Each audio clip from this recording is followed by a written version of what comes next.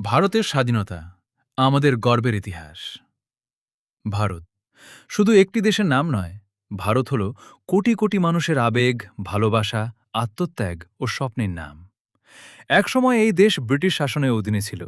স্বাধীনতার অধিকার থেকে বঞ্চিত ছিল দেশের সাধারণ মানুষ। কিন্তু অন্যায়ের কাছে মাথা নত করেনি ভারতবাসী। স্বাধীনতার জন্য দেশের নানা প্রান্ত থেকে মানুষ একত্রিত হয়েছিল।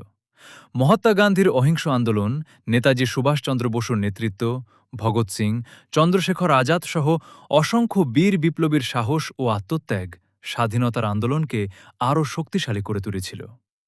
এই সংগ্রাম কোনো এক ধর্ম, কোনো এক জাতি বা কোনো এক ভাষার মানুষের ছিল না।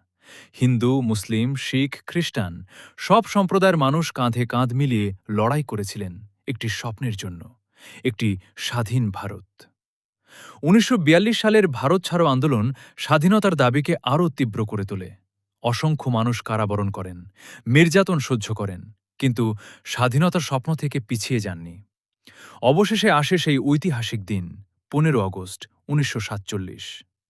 দীর্ঘ সংগ্রাম, অগণিত মানুষের ত্যাগ ও আত্মবলিদানের পর ভারত স্বাধীনতা লাভ করে। আজ আমরা স্বাধীন দেশের নাগরিক। কিন্তু স্বাধীনতা শুধু আনন্দের নয়, এটি আমাদের দায়িত্ব।